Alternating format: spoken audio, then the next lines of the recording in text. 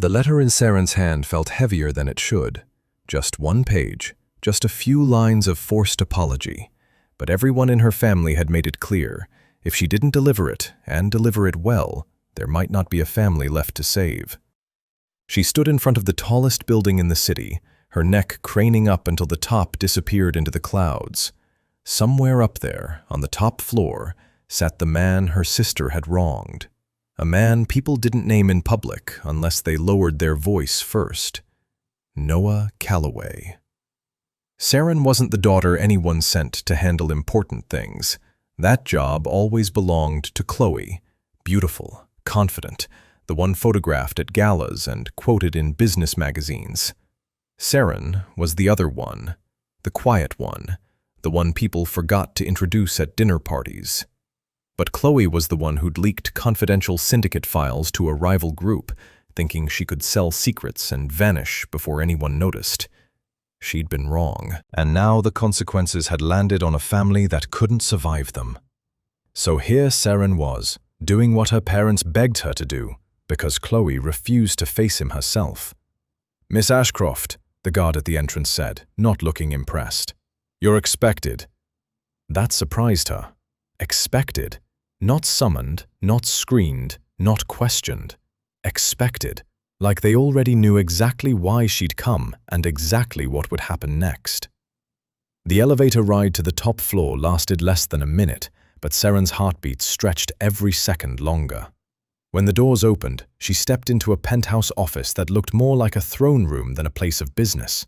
Glass walls, a view of the entire skyline, and behind a wide obsidian desk, a man who didn't bother standing up when she entered. Noah Calloway looked exactly like his reputation.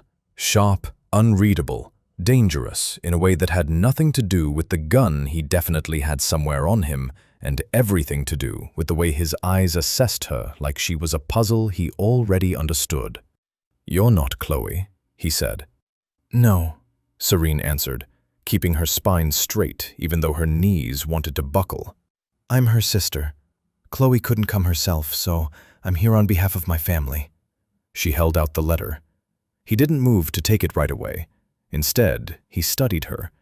Too long, too closely, before finally rising from his chair and crossing the room. He took the letter from her fingers, unfolded it, and read it in complete silence. Then, without warning, he held the corner of the page to the flame of a candle on a side table and let it burn. Seren watched the paper curl into ash and drop onto a crystal tray like it meant nothing at all. "An apology," Noah said, "for a woman who cost my organization more than money. She burned trust. Trust doesn't come back with pretty words on paper." Seren's pulse spiked, but she refused to step back. "Then tell me what will fix it. I'll do whatever is fair. Just don't hurt my family for something Chloe did alone." He tilted his head, studying her the way someone studies an unexpected result. "You'd offer yourself to fix your sister's mess?" "If that's what it takes." The words left her mouth before she fully understood the door she was opening. Noah's expression shifted, not to anger, not to pity, but to something closer to interest.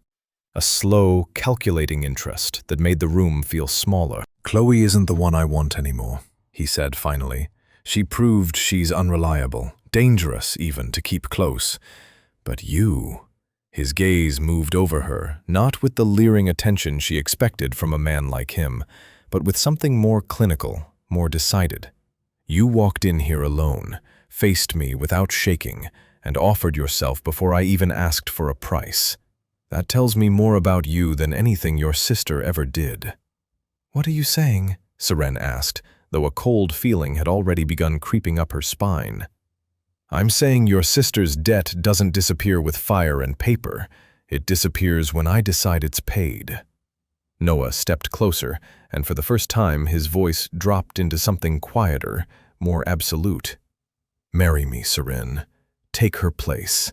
Not as a punishment to her, as a correction. I don't want the woman who broke my trust. I want the one standing in front of me who didn't flinch." Seren's breath caught somewhere between her chest and her throat. This wasn't the apology meeting she had braced herself for. This wasn't detainment or threats or even a demand for money. This was something else entirely. A proposal wrapped in the shape of a warning, delivered by a man who clearly never asked twice. "You're joking," she whispered, though she already knew he wasn't. Noah's eyes didn't blink. "I don't joke about things that matter, and like it or not, Seren Ashcroft, you matter to me now." The penthouse suddenly felt too large and too small at once, and Seren understood, with a chill settling deep in her bones, that she hadn't walked into this building to deliver an apology. She had walked into the beginning of something no one in her family could have predicted. The car ride out of the city felt like driving into a different world. Streetlights thinned, buildings gave way to trees, and the silence between Seren and Noah stretched so long she almost forgot how to speak. He sat across from her in the back seat, unreadable, scrolling through something on his phone like he hadn't just upended her entire life 10 minutes ago. "Where are we going?" she finally asked. "My estate," he said, not looking up. "Somewhere private. What I have to say to you next isn't for an office with glass walls." Serene's stomach twisted. Private, coming from a man like Noah Calloway, could mean anything.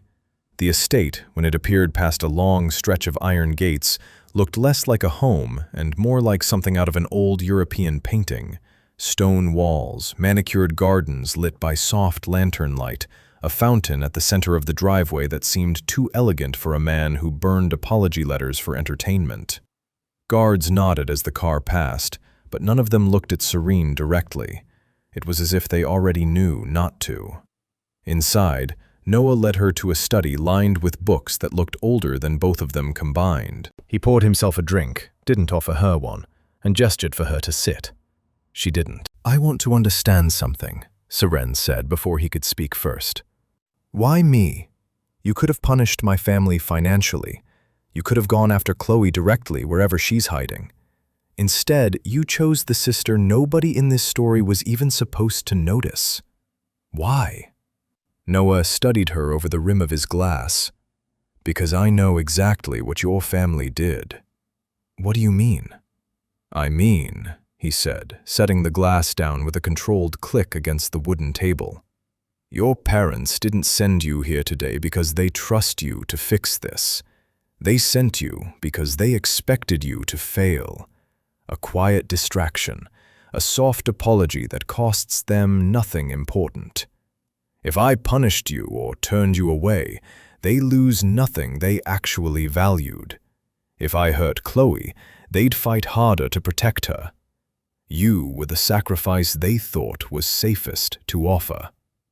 The words landed like a slap, mostly because some small, buried part of Seren had already suspected it. She'd spent her whole life being the background character in her own family's story.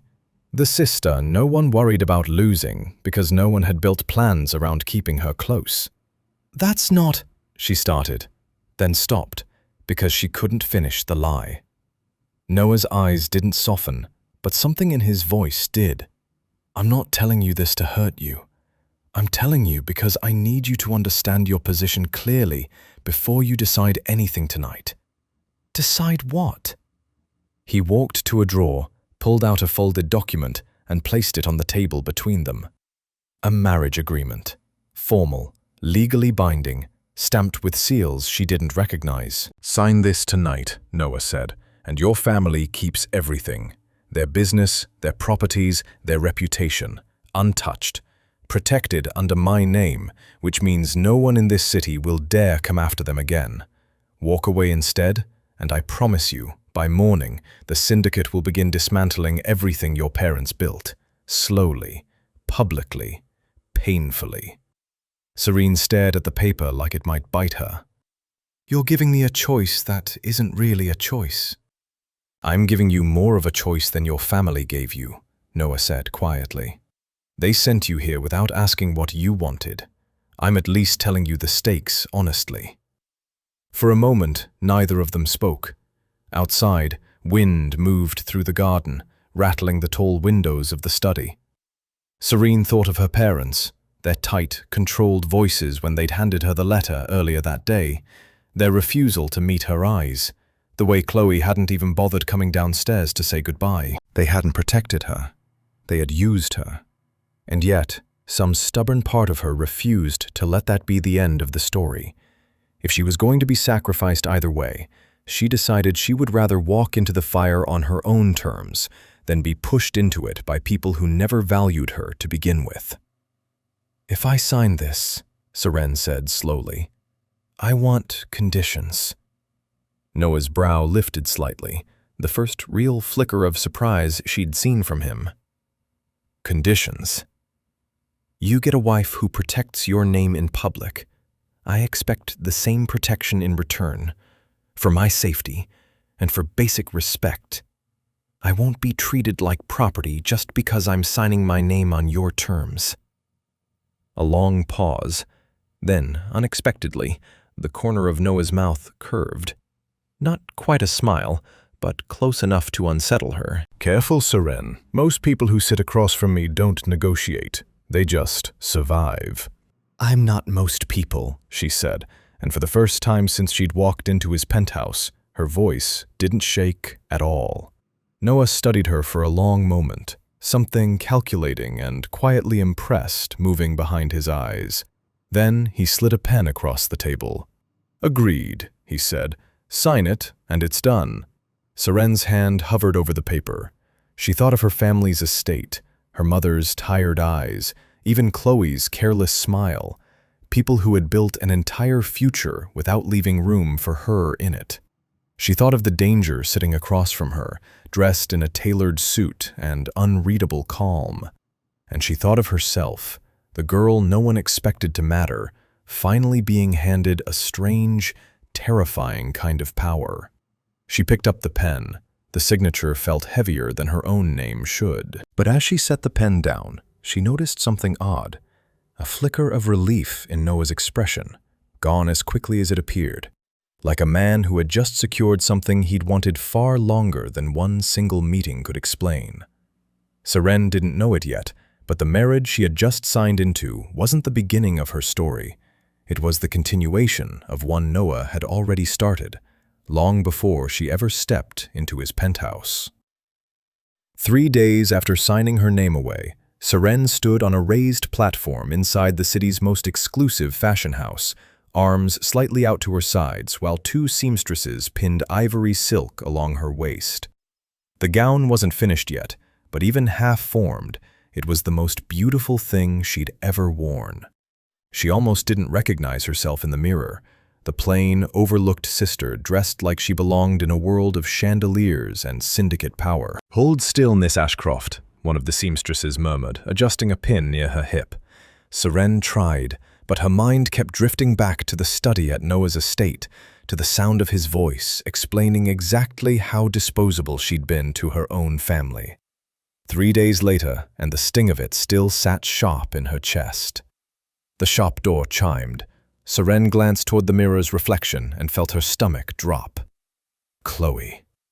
Her sister swept in, wearing sunglasses despite the indoor lighting, trailed by their mother, both of them dressed like they were the ones about to be married.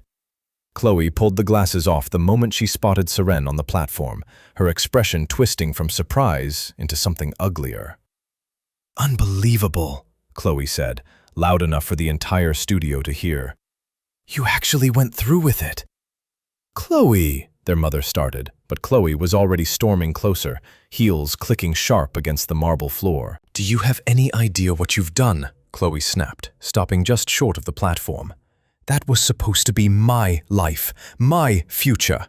You waltz in with an apology letter and somehow walk out engaged to the most powerful man in the city."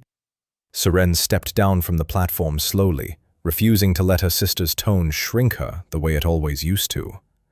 "I didn't walk out engaged, Chloe. I walked out with an ultimatum. Marry him, or watch our family lose everything because of what you did." "Don't twist this into some noble sacrifice," Chloe hissed. "You've always been jealous of everything I have. This is your chance to finally take something from me, and you jumped at it." The words might have cut deeper a week ago.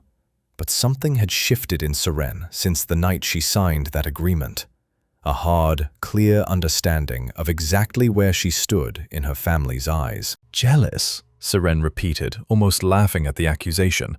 Chloe, I didn't ask for this. I was sent here like a payment nobody wanted to make in person. Mom and Dad handed me a letter and stayed home while I faced a man capable of destroying us. You didn't even come downstairs to say goodbye. Her mother flinched, but didn't argue. Chloe's mouth opened, then closed, some flicker of guilt crossing her face before her pride swallowed it whole again.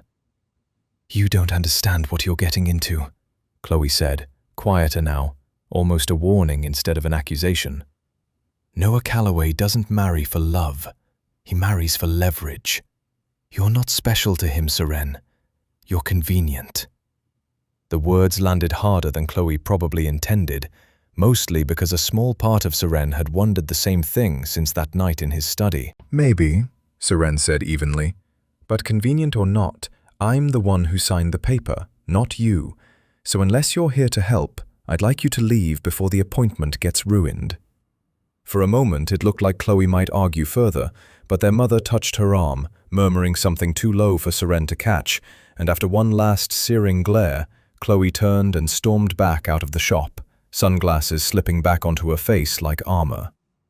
Their mother lingered a moment longer, an unreadable mix of guilt and helplessness in her eyes, before she followed her daughter out without another word.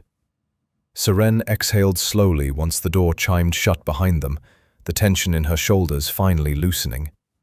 The seamstresses resumed their work in careful silence, pretending not to have witnessed the scene, though Seren caught a few sympathetic glances passed between them. It was only when she turned toward the shop's front window, trying to steady her breathing, that she noticed him. A man in a plain gray jacket stood just outside, positioned at an angle that let him see clearly into the shop without drawing obvious attention. At first, Seren assumed he was simply waiting for someone, a driver maybe, or a bored bodyguard killing time. But something about the way he held his phone caught her eye. He wasn't scrolling, he was angling the camera, subtly, toward the shop's entrance, toward the security keypad mounted beside the door, and toward the black car idling at the curb that she recognized as one of Noah's. He wasn't taking pictures of the dress shop. He was documenting security details. Seren's pulse quickened. She kept her expression neutral, careful not to alert him that she'd noticed, and quietly stepped closer to one of the seamstresses. "Is there a back office with a phone?" she asked, keeping her voice low and steady. "I need to make a call. It's important."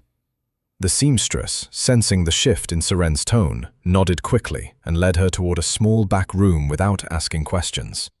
Once alone, Seren dialed the number Noah had given her for emergencies, her fingers trembling slightly despite her effort to stay calm.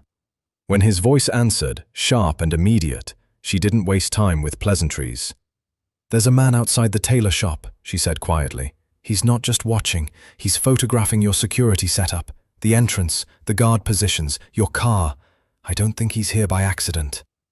There was a brief pause on the other end of the line, filled with the sound of Noah moving, doors opening, voices shifting into low, urgent commands. "Stay inside," Noah said finally, his tone sharpened into something colder and more focused than she'd heard from him before.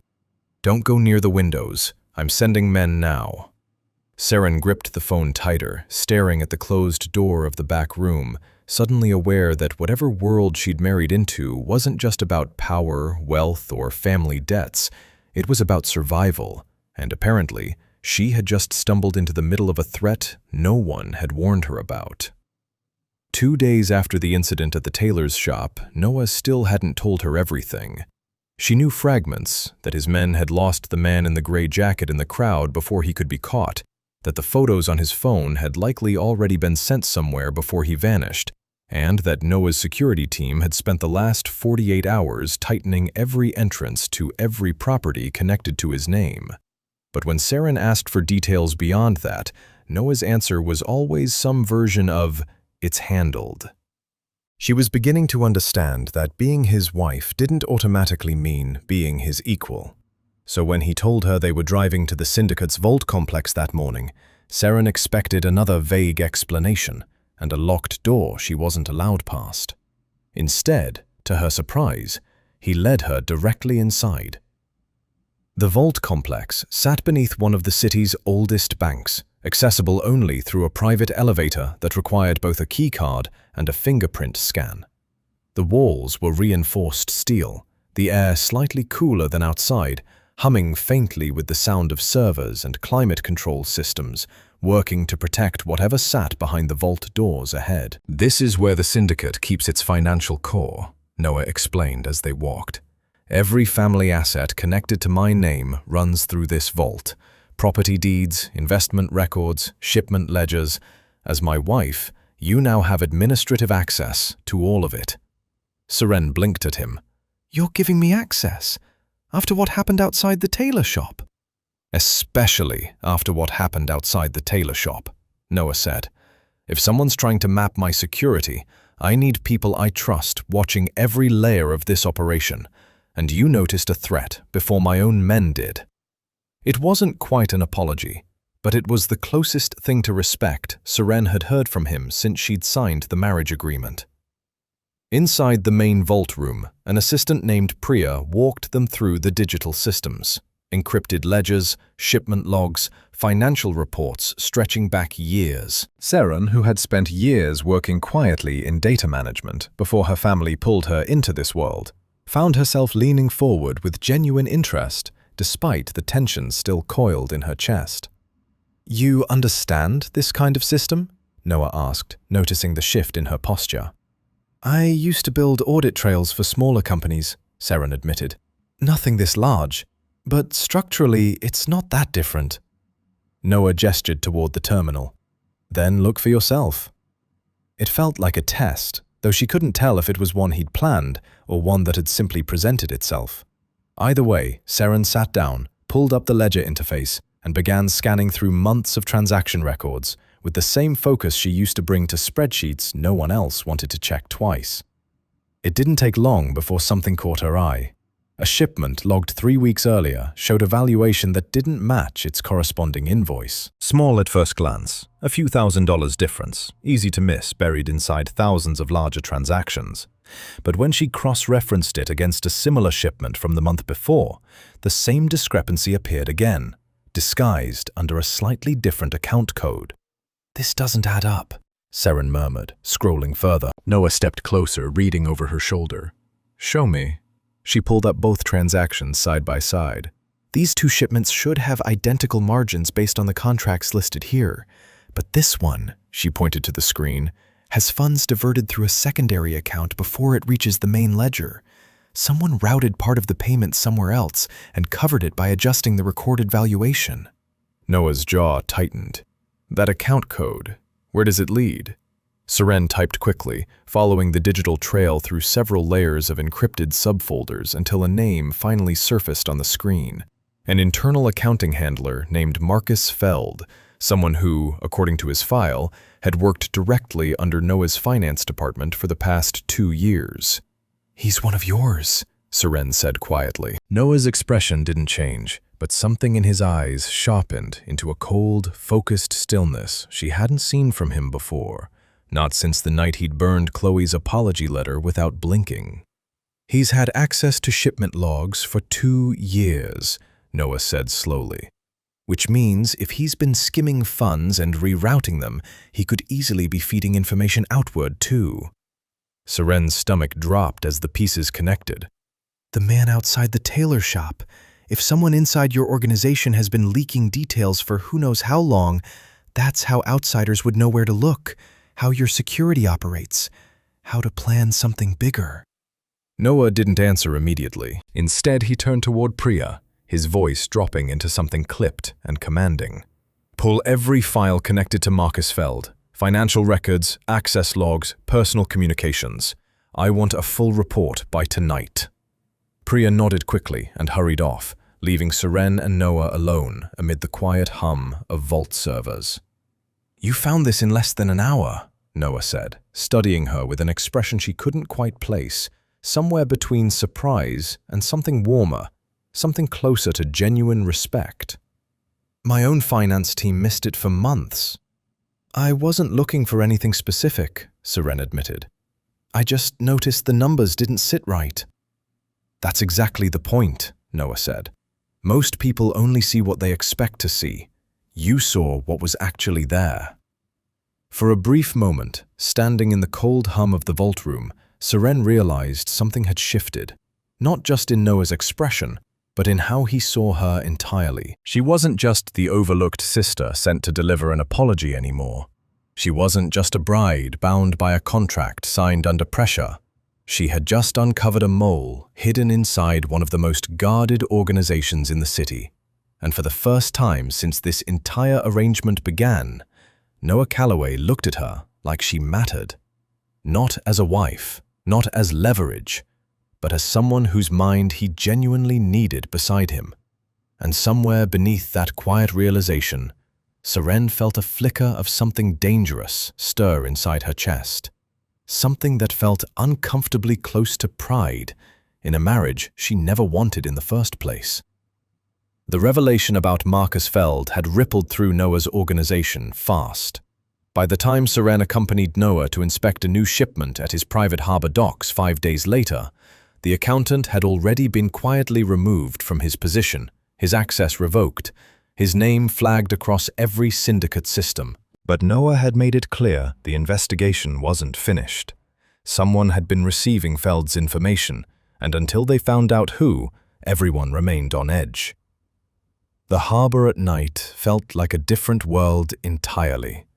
Metal containers stacked in towering rows cast long shadows under industrial floodlights, and the air smelled of salt and diesel. Seren followed Noah past rows of armed guards toward the largest warehouse, where a new shipment of imported goods was being logged and inspected before distribution. Julian was already there when they arrived. Tall, broad-shouldered, with the kind of watchful eyes that seemed to catalogue every person who entered a room. As Noah's top lieutenant, Julian had been polite enough to Seren before, but never warm. Tonight, his expression carried something closer to open skepticism. "You brought her here?" Julian asked Noah, his tone carefully neutral, but clearly displeased. "She has clearance?" Noah said simply. Julian's eyes flipped toward Seren. "Clearance for paperwork isn't the same as clearance for this world, boss. With respect, she's been part of this for less than 2 weeks." "She's the reason we found Feld," Noah said, an edge entering his voice. "Luck," Julian said, "not the same as instinct built from years in this life." Seren felt the sting of his words, but didn't respond, choosing instead to focus on the shipment logs Noah handed her, cross-checking numbers just as she had in the vault. She understood Julian's skepticism, even if it stung. She hadn't grown up in this world. She hadn't earned trust the way loyal men like him had. Trust, she'd learned quickly, wasn't something Noah could simply hand to her by association. She was halfway through reviewing a container manifest when the warehouse lights flickered once, then cut entirely into darkness. Shouts erupted near the loading doors. Seren's heartbeat slammed against her ribs as emergency lighting kicked on seconds later, casting the warehouse in dim red hues. Armed men in unfamiliar uniforms poured through a side entrance that had clearly been forced open, moving fast and organized, clearly not part of Noah's crew. "Rival operatives," Julian barked, already pulling his weapon and pushing Seren behind a stack of crates. "Stay down." Noah moved instantly into command mode, barking orders to nearby guards, directing them toward defensive positions near the shipment. Gunfire cracked somewhere near the loading doors, echoing violently against metal walls. Seren crouched low, pulse hammering, forcing herself to breathe steadily instead of panicking. Then she noticed it. A small control panel embedded into the wall just a few feet from where she hid, labeled with warehouse zone numbers and gate mechanisms. She recognized the layout instantly from the digital shipment log she'd studied only minutes earlier. The warehouse doors operated on an automated lockdown system tied directly into the same network she'd been reviewing. "Julian," she called quietly, careful to stay low. "The intruders came through the side loading door. If I trigger the lockdown protocol from this panel, I can seal that entrance and the perimeter gates behind them before they can retreat." Julian's eyes snapped toward her, disbelief and urgency colliding across his face. "You know how to work that system?" "I reviewed the warehouse's operational network 2 nights ago while cross-checking shipment logs," Seren said. "The lockdown protocol requires an authorization code, but I have vault access. I can do this." For a brief second, Julian hesitated, clearly torn between skepticism and the desperate need for any advantage in the chaos surrounding them. Then he nodded sharply. "Do it, now." Serene's fingers moved quickly across the panel, entering the authorization sequence she'd memorized without even realizing it, muscle memory built from hours spent inside spreadsheets and system logs most people would have found tedious. The panel blinked green, and a low mechanical groan echoed through the warehouse as heavy steel gates began sliding shut across the loading entrance and perimeter checkpoints. The intruders, caught mid-retreat, found their escape route sealed before they could react. Confusion erupted among them as Noah's security forces closed in, overwhelming the trapped operatives within minutes. Gunfire faded into shouted commands and the metallic clatter of surrendered weapons hitting concrete. When the warehouse lights flickered back to full brightness moments later, the chaos had settled into controlled aftermath. Intruders restrained, guards regrouping, and Noah crossing the floor towards Seren with an expression she couldn't quite decipher. "You locked the gates," he said, not quite a question. "I remembered the system layout," Seren admitted, still catching her breath. "It seemed like the fastest way to stop them from escaping." Julian approached from behind Noah, his earlier skepticism replaced by something quieter, more considering. He studied Seren for a long moment before speaking. "That was fast thinking," Julian said finally.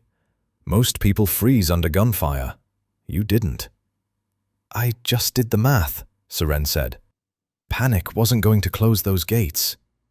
Something shifted in Julian's expression, not quite warmth, but a grudging respect settling into place where doubt had been only minutes before. He gave a short nod, the kind reserved for people who'd finally earned the smallest sliver of trust in his world. "Maybe you do belong here after all," he said quietly, before turning to help coordinate the aftermath. Noah remained beside Seren, watching Julian walk away before turning his attention back to her, something unreadable and quietly intense in his gaze. "You keep surprising me," he said. "Is that a bad thing?" Seren asked. "No," Noah said, his voice quieter than she'd ever heard it. "It's becoming the opposite."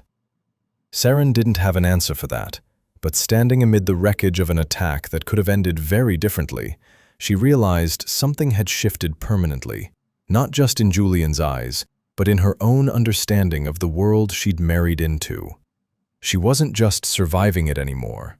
She was starting to belong. 2 days after the harbor attack, Noah moved Seren to a property she hadn't seen before, a secluded cliffside retreat overlooking miles of open water, far removed from the city, the syndicate offices, and the tensions still lingering after the failed kidnapping attempt at the warehouse. He told her it was simply a precaution, a quiet place to keep her safe before the wedding ceremony scheduled 2 days later. But something about the way he'd insisted on bringing her here personally, without his usual entourage of guards trailing every step, made Seren suspect there was more to this visit than security. The house itself was smaller than his estate, but no less striking. Glass walls facing the ocean, minimalist interiors, the kind of quiet elegance that felt personal rather than performative. It didn't feel like a syndicate boss's property. It felt like somewhere Noah actually wanted to exist, rather than somewhere built to intimidate. That evening, they sat together on the back terrace, the sound of waves crashing softly against the cliffs below. Noah poured 2 glasses of wine, handed her one without a word, and stared out at the darkening horizon for a long moment before finally speaking. "I want to tell you something," he said, "before the wedding happens. Something I haven't said to anyone." Seren turned to face him, surprised by the shift in his tone, quieter, less guarded than she'd ever heard from him. "Okay." "The night you walked into my office with that apology letter," Noah said slowly, "you assumed it was the first time I'd seen you. It wasn't." Seren's brow furrowed. What do you mean? Noah exhaled, turning his glass slowly between his fingers. 4 months ago, before any of this started, I attended a charity gala your family hosted. You weren't part of the program that night. You were in the back, coordinating logistics with the event staff, making sure everything ran smoothly while your parents and Chloe took the spotlight upstairs. I noticed you long before I noticed the chaos your sister eventually caused. You're saying you knew who I was before Chloe's scandal even happened? I'm saying I watched you handle an entire event flawlessly without asking for recognition, while everyone around you assumed the credit belonged to someone else, Noah said.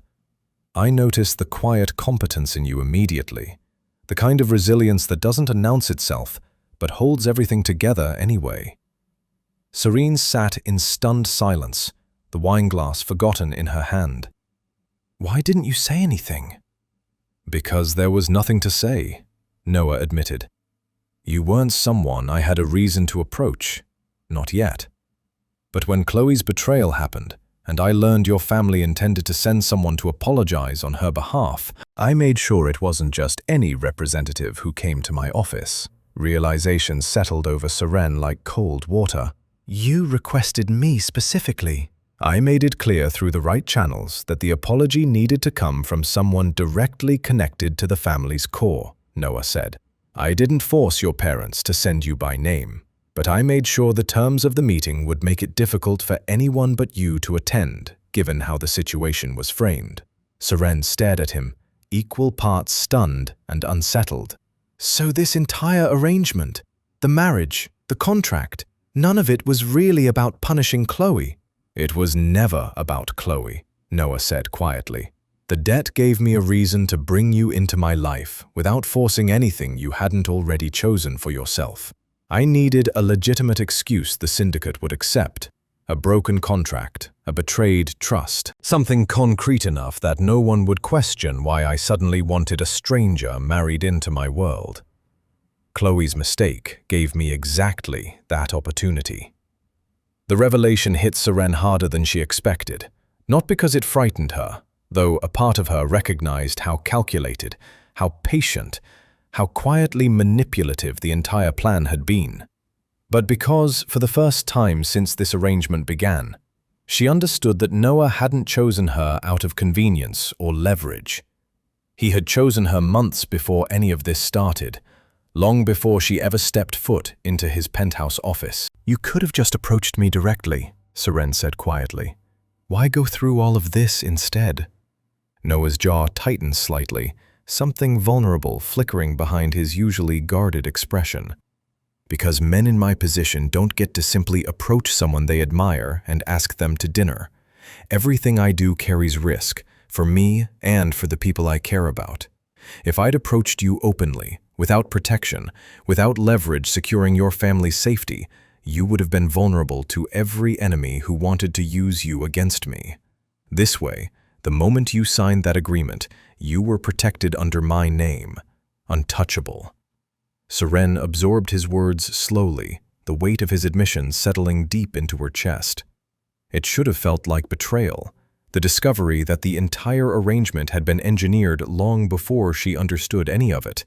But instead, staring at the quiet vulnerability in Noah's expression, she felt something else entirely. She felt seen, in a way no one in her own family had ever bothered to see her. You risked a lot to bring me here, Seren said softly. I would have risked more, Noah admitted, if it meant keeping you safe while doing it. The ocean below continued its steady rhythm against the cliffs, indifferent to the quiet revelation passing between them. Seren didn't know if what she felt for Noah could be called love yet.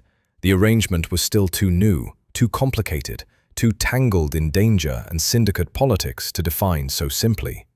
But sitting beside him on that quiet terrace, she understood, with startling clarity, that this marriage wasn't just a contract born from her sister's mistake. It was something Noah had wanted long before fate gave him the excuse to make it happen. And despite everything, despite the danger, the manipulation, the calculated patience behind it all, Seren found herself unable to look away from the man who had chosen her before she ever knew she'd been chosen at all. The cathedral had stood in the heart of the city for over a century, its stone arches and stained glass windows holding the weight of countless syndicate ceremonies before this one. On the morning of her wedding, Seren stood in a private preparation room just off the main hall, staring at her reflection in a gown that had taken 3 fittings and 2 weeks to perfect. She barely recognized the woman looking back at her.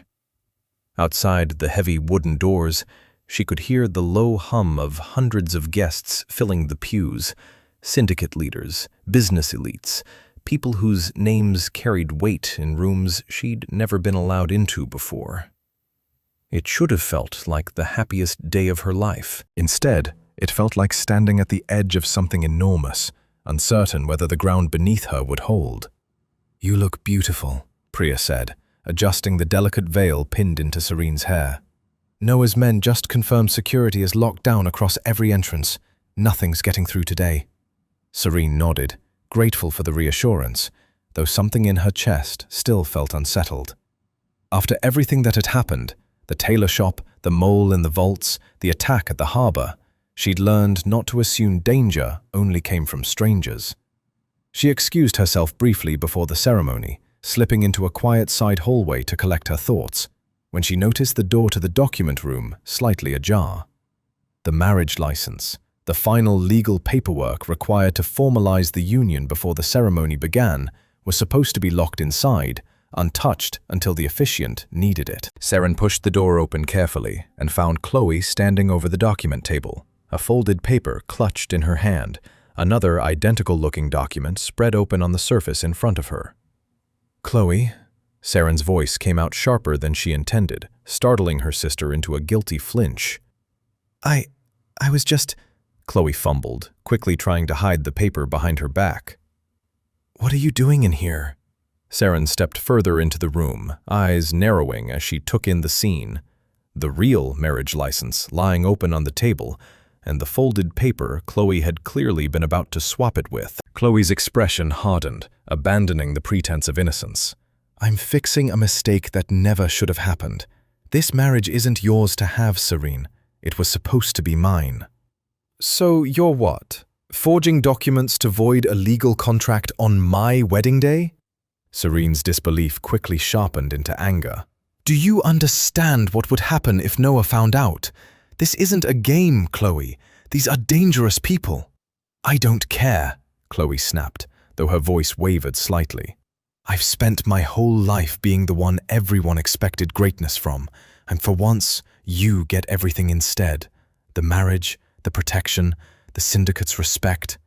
I won't just stand by and watch you take my place." Seren stared at her sister, feeling something complicated tighten in her chest. Not quite sympathy, not quite anger, but a tangled mixture of both. "Your place? Chloe, I didn't take anything from you. You handed this to me the moment you leaked those files and then refused to face the consequences yourself. I've spent this entire arrangement cleaning up a mess I never made, while you've spent it trying to sabotage the one thing keeping our family safe." Chloe's jaw tightened, but she said nothing, the folded, fraudulent document still clutched behind her back.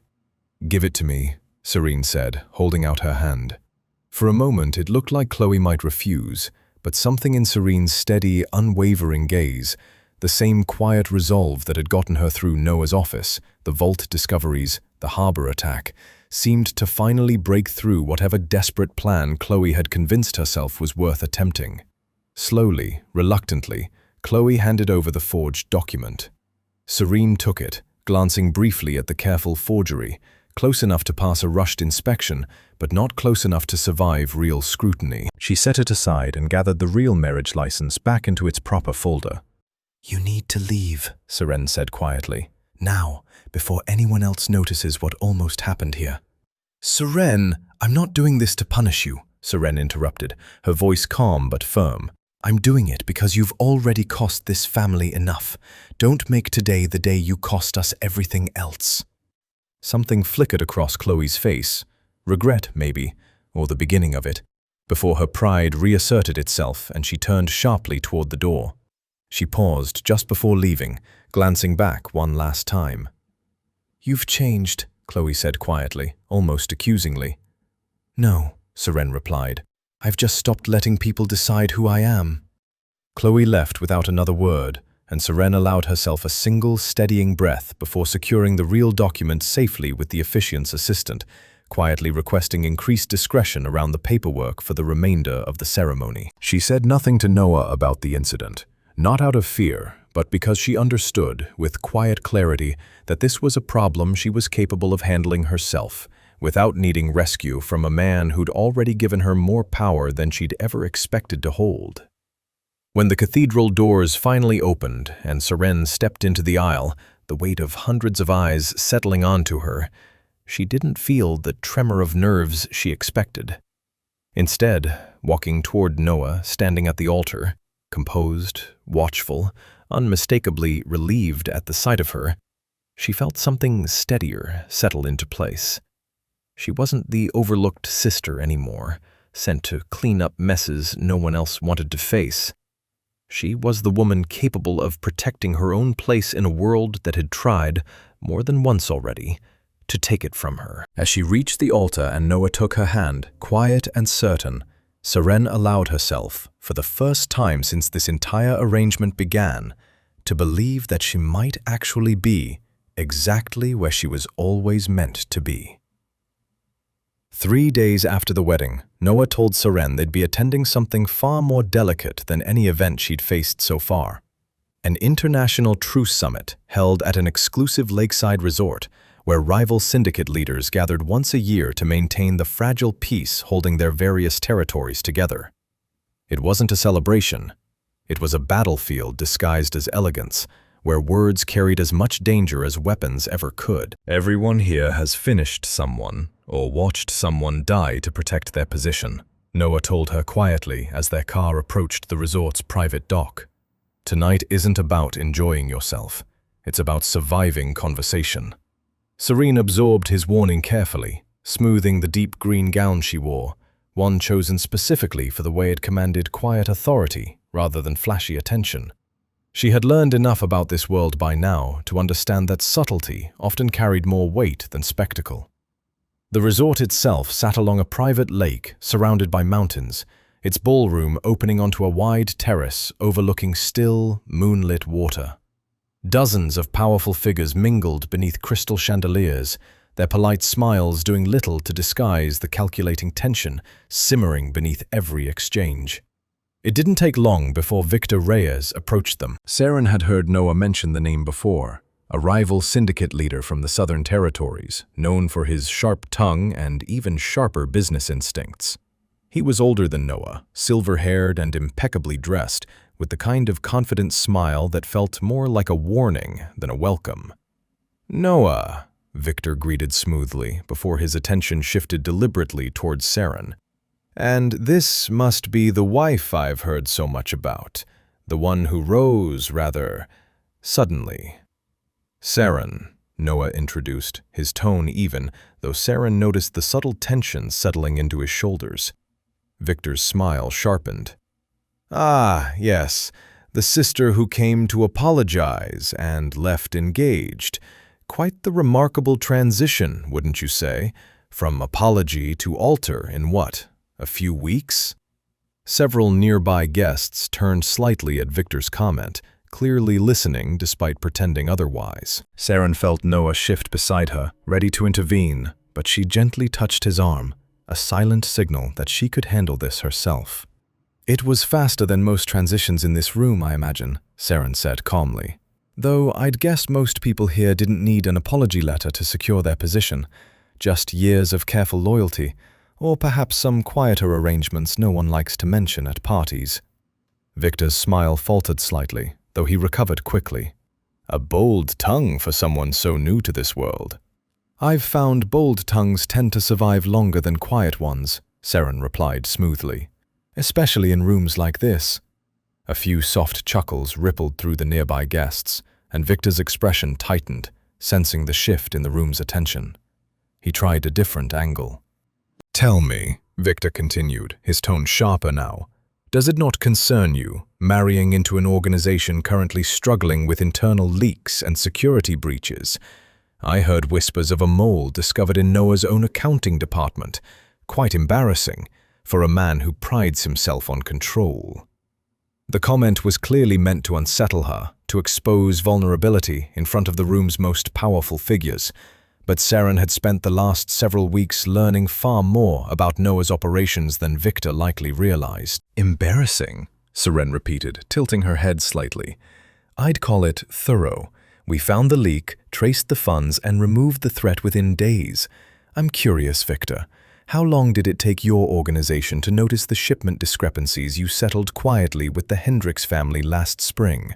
I heard that took almost 3 months to resolve, and even longer to keep out of certain circles. Victor's confident expression cracked completely this time, genuine surprise flashing behind his eyes before he could mask it. The murmurs among nearby guests grew louder, several older syndicate leaders exchanging knowing glances, clearly familiar with the incident Seren had just referenced. That situation was handled discreetly, Victor said stiffly, some of his earlier bravado draining from his voice. As was ours, Seren said evenly. The difference, it seems, is that our discretion didn't require nearly as long to resolve. For a long, tense moment, Victor said nothing, clearly recalculating whatever advantage he'd hoped to gain by targeting Seren in front of the room's most influential figures. Around them, several older leaders were openly smiling now, clearly entertained by watching Victor's confident approach unravel so completely.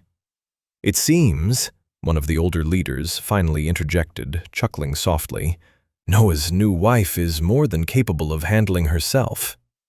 Victor forced a tight smile, offering a shallow nod before excusing himself from the conversation entirely, retreating toward the bar with noticeably less confidence than he'd arrived with. Once he was out of earshot, Noah turned to Seren. Something between admiration and quiet amusement settled into his expression. You knew about the Hendricks family shipment issue?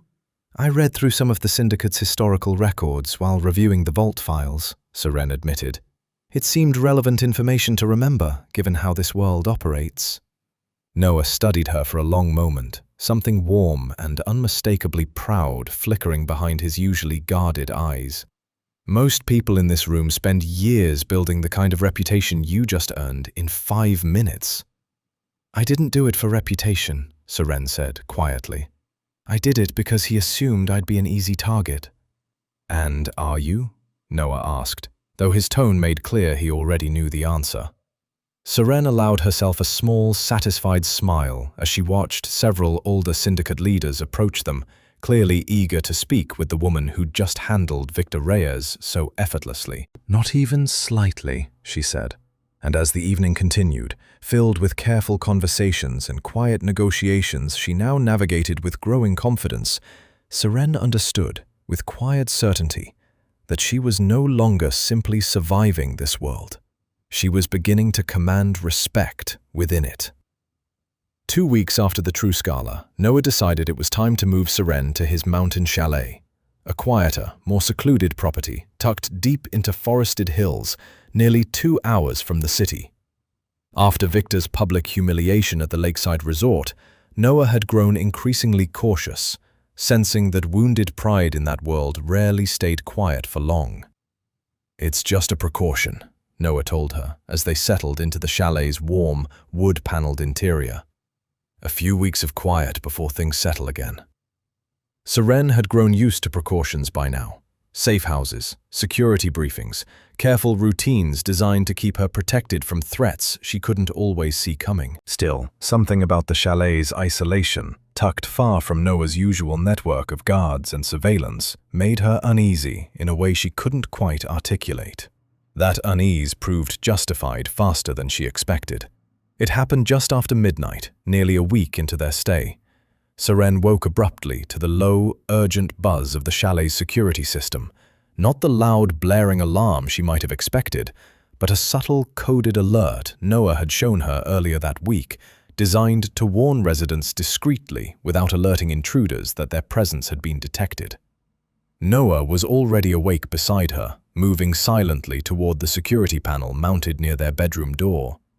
"Perimeter breach," he murmured, eyes scanning the small monitor displaying grainy night vision footage of the property's outer grounds. Several shadowed figures moved carefully through the tree line, clearly avoiding the main security cameras positioned around the chalet's front entrance. "How many?" Seren whispered, her heartbeat quickening. "At least 4, Noah said grimly. Professional, given how they're avoiding the main sensors. Before Seren could respond, the bedroom door across the hall creaked softly. Not from the intruders outside, but from somewhere closer, already inside the chalet's walls. Noah's expression hardened instantly. They're already in. He moved quickly, pulling Seren toward a hidden panel disguised as part of the bedroom's wooden paneling, a secure passage he'd shown her briefly during their first night at the chalet, designed as an emergency escape route in case of exactly this kind of breach. "Go," Noah instructed, voice low and urgent. "Follow the passage down to the lower garage level. There's a secondary security terminal there. Trigger the perimeter alarm manually and contact Julian directly. I'll hold them off here." "I'm not leaving you." "Serene," Noah interrupted, gripping her shoulders firmly. "If they've breached this deep, they're not here to negotiate.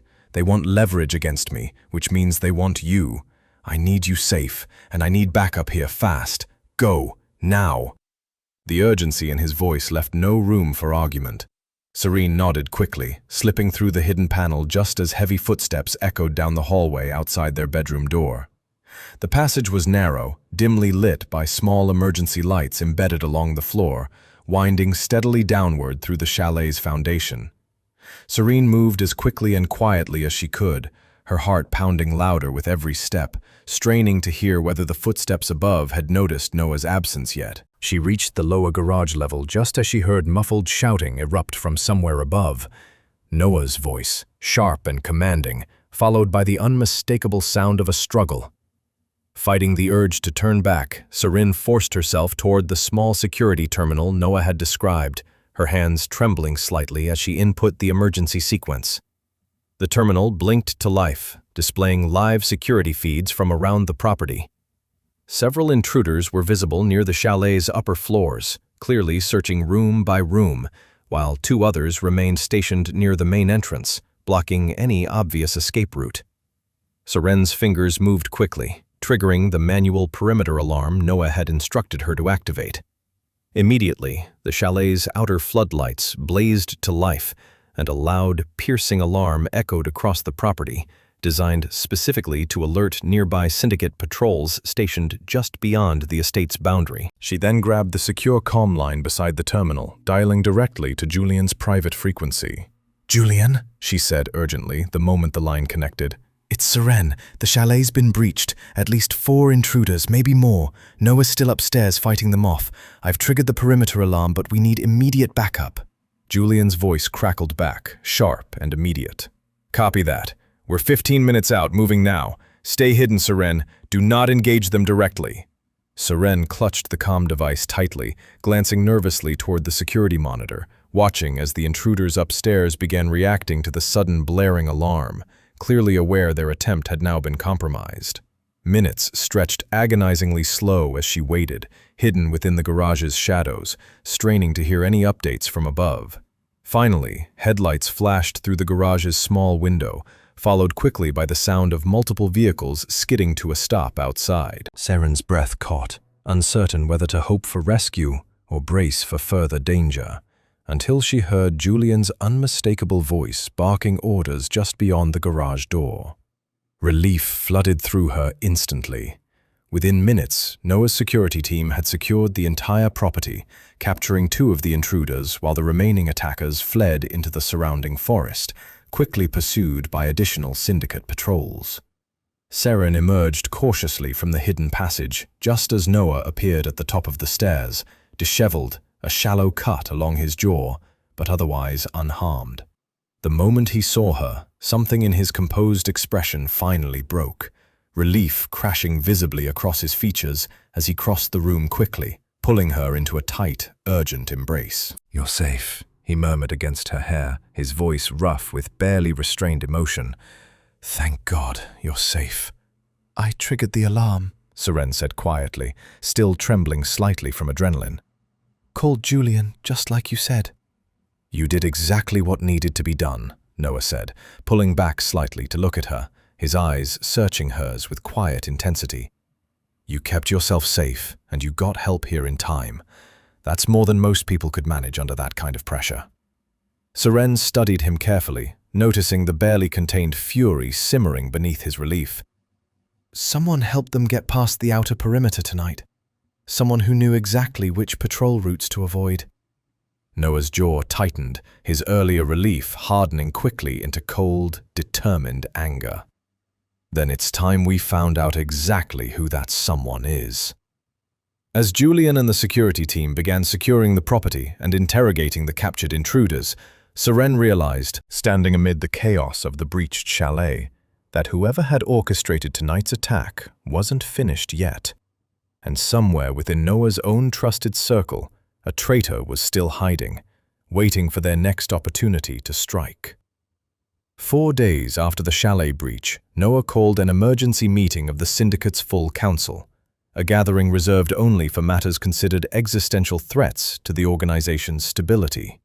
The council hall itself sat within a fortified building near the city's financial district, its walls lined with portraits of past leaders, its long mahogany table surrounded by the most powerful figures within Noah's syndicate. Seren had never been invited to a council meeting before. As she took her seat beside Noah at the head of the table, she felt the weight of dozens of skeptical eyes settling onto her, several council members clearly uncomfortable with her presence in a room typically reserved for men who'd spent decades earning their place. Some of you are wondering why my wife sits here today, Noah said, addressing the room directly, his voice carrying the same commanding authority Seren had first witnessed in his penthouse office months ago. After the breach at my chalet and the mole discovered within our own accounting department, I asked her to compile a complete audit trail connecting both incidents. What she found concerns every person in this room. Murmurs rippled through the council members, several exchanging uncertain glances. Julian, seated near Noah's other side, gave Seren a small, encouraging nod, the same quiet respect he'd shown her since the harbor warehouse incident, now fully settled into his expression. Seren rose slowly, opening the laptop in front of her, projecting the compiled evidence onto the large screen mounted at the far end of the hall. 3 weeks ago, we identified Marcus Feld as the source of a financial leak within our accounting department.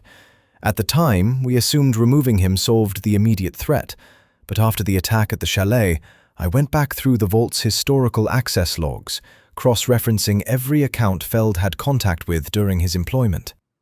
She pulled up a detailed digital map, tracing connections between financial transactions, encrypted communications, and internal access logs stretching back several months. Feld wasn't working alone. Someone within this council authorized his initial hiring despite incomplete background verification. Someone with the security clearance necessary to override standard vetting procedures. The room fell silent, tension thickening as several council members shifted uncomfortably in their seats. I cross-referenced hiring authorizations against internal communications, Seren continued, pulling up another series of encrypted messages recovered from Feld's private accounts before his removal. These messages, though heavily encoded, reference a contact identified only by the initials DR. After decrypting the pattern using syndicate protocol from 3 years prior, I traced the authorization signature back to council member Damon Reyes. A collective gasp rippled through the hall as every eye turned toward an older man seated near the far end of the table, silver-haired, sharply dressed, someone Seren recognized as one of Noah's longest-standing council members, present since well before her arrival into this world. This is absurd, Damon said quickly, his composed expression cracking slightly under the sudden scrutiny. I've served this council faithfully for over a decade. You expect us to believe some fabricated evidence from Noah's new wife?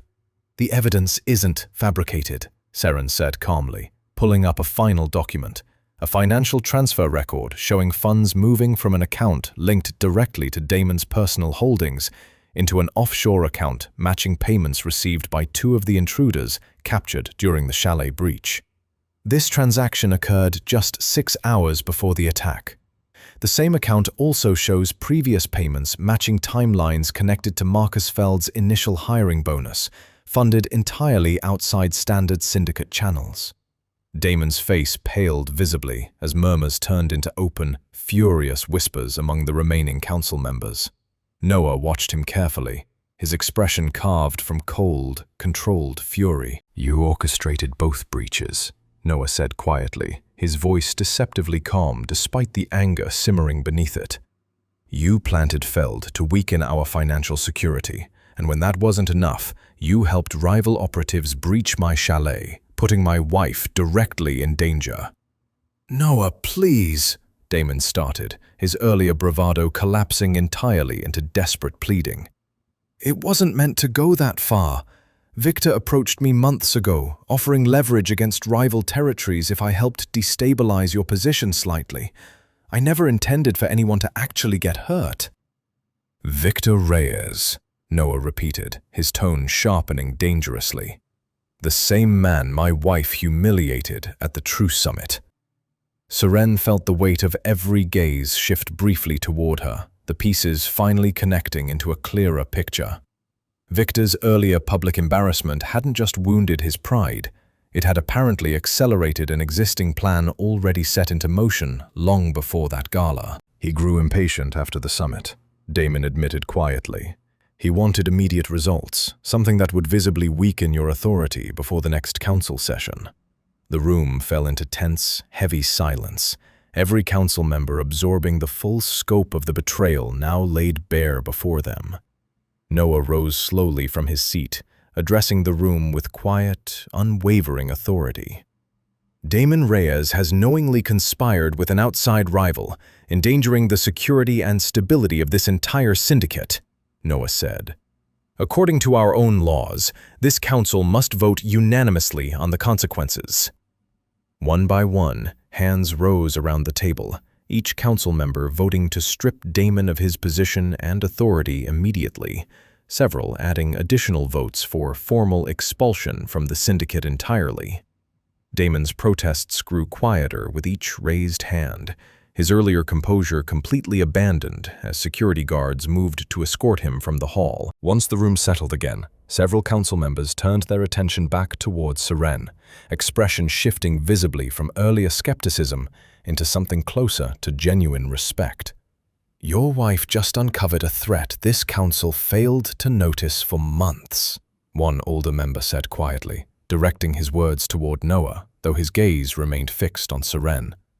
"That kind of insight isn't easily replaced." Noah glanced towards Seren, something quietly proud settling into his expression as he addressed the room fully. "From this point forward, Seren's authority within this syndicate's financial and security oversight will be formally recognized, effective immediately." The council members exchanged brief glances before nodding in unanimous agreement, the earlier tension in the room finally easing into quiet acceptance. As the meeting adjourned and council members slowly filed out, Seren remained seated for a long moment, absorbing the full weight of what had just happened. She had walked into that hall as an outsider, tolerated only through marriage. She left it as someone whose authority no one in that room would dare question again. 1 month had passed since the council hall vote stripped Damon Reyes of his power, and in that time, the syndicate had settled into a new, steadier rhythm, one built not on fear alone, but on the kind of careful, thorough oversight Seren had brought into every corner of the organization. Marcus Feld's replacement had been vetted 3 times over.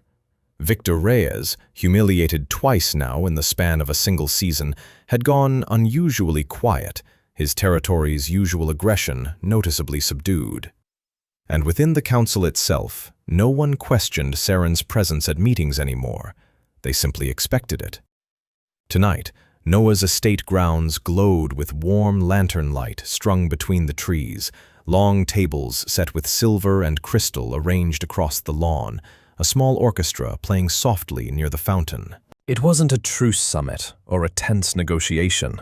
It was simply a celebration, the first the syndicate had held in years without an undercurrent of fear shadowing the festivities. Seren stood near the edge of the terrace, watching guests mingle below, sipping champagne and exchanging easy laughter beneath strings of golden light. A month ago, she might have felt like an outsider, observing a world she didn't belong to. Tonight, she simply felt like she was watching her own life unfold in front of her. "You look thoughtful," Noah said, appearing beside her with 2 glasses of champagne, offering her one. "Just reflecting," Seren admitted, accepting the glass. "It's strange, realizing how much has changed since that night I walked into your office with an apology letter." Noah's mouth curved into a small, genuine smile, the kind she'd learned to recognize as rare, reserved only for quiet moments between them. "You mean since you walked in expecting punishment and left with an entire syndicate reorganized around your instincts instead?" "That's one way to put it," Seren laughed softly. They stood in comfortable silence for a moment, watching the party below, Julian deep in conversation with several council members, Priya laughing near the dessert table, the warm, easy atmosphere of people who finally trusted the ground beneath their feet again. "I heard from Chloe last week," Seren said quietly after a moment. Noah's expression sharpened slightly, though he said nothing, simply waiting for her to continue. "She apologized," Seren admitted. "Not for everything, not completely, but enough to feel real for the first time. She's moved out of our parents' estate, started working independently. I think watching everything unfold, the wedding, the council, all of it, finally forced her to see herself clearly." "And your parents?" Noah asked carefully. Seren considered the question for a long moment. "Still adjusting to a world where I'm not the overlooked daughter anymore. I don't think they'll ever fully understand what happened here, but I've stopped needing them to." Noah studied her carefully, something quietly proud and unmistakably tender settling into his expression. "You built this yourself, you know. Everything you've earned within the syndicate, the respect from the council, from Julian, even from men like Victor who'd rather not admit it, none of that came from being my wife. It came from being exactly who you are." Seren met his gaze, feeling the weight of his words settle warmly into her chest. "I couldn't have found any of it without the push you gave me, though, whether or not I would have admitted it a month ago." "Maybe," Noah said, "but pushing someone toward opportunity only works if they're capable of rising to meet it. You did that. I just gave you the room to prove it." Before Seren could respond, Noah reached into his jacket, retrieving a small leather folder she hadn't noticed him carrying earlier. He handed it to her carefully, watching her expression as she opened it. Inside sat a formal document, freshly signed and sealed, a full transfer of co-ownership across Noah's primary syndicate holdings, properties, and financial authority, placing Seren's name directly alongside his own as equal partner in every aspect of the organization's core structure. "Noah," Seren breathed, staring at the document in stunned silence. "this is everything I built, alongside everything you've already proven capable of protecting," Noah said quietly. "I don't want a wife who simply survives within my world, Seren. I want a partner who stands equally beside me in shaping it." Seren looked up at him, emotion tightening in her throat as she processed the full weight of what he was offering. Not just protection, not just marriage, but genuine, complete partnership in every sense of the word. "A month ago," Seren said softly, "I walked into your office believing I was the sacrifice my family sent to save themselves. I never imagined I'd end up here." "Neither did I," Noah admitted, reaching out to gently tuck a strand of hair behind her ear, his touch lingering warmly against her cheek. "But I've learned something over the past few months, watching you outthink accountants, outmaneuver rival leaders, and outlast threats most people in this world wouldn't survive." "What's that?" Seren asked quietly. "The best partnerships," Noah said, "aren't built from arrangements or contracts. They're built from two people who choose, again and again, to stand beside each other, no matter what danger comes next." Seren felt tears prick gently at the corners of her eyes, though for the first time in this entire journey, They weren't tears born from fear or uncertainty. They were tears of quiet, overwhelming gratitude for a life she never expected to find, built from circumstances she never would have chosen for herself. Below them, the celebration continued, warm laughter and soft music drifting up toward the balcony where they stood together. No longer simply a mafia boss and the sister sent to apologize on someone else's behalf. They stood as true equals, partners bound not by a forced contract, but by mutual respect, quiet admiration, and the kind of steady, unshakable trust built through fire, danger, and everything they'd faced together. Seren looked out over the estate grounds, over the syndicate she now helped guide, over the life she'd built entirely on her own terms, despite everyone who once assumed she'd fail. She wasn't the overlooked sister anymore. She was Noah Calloway's equal, standing exactly where she was always meant to be, not because fate handed it to her, but because she'd fought for every inch of it herself. And as Noah pulled her gently into his arms beneath the soft glow of lantern light, Seren finally allowed herself to believe, completely and without hesitation, that this was only the beginning of everything still waiting for them ahead.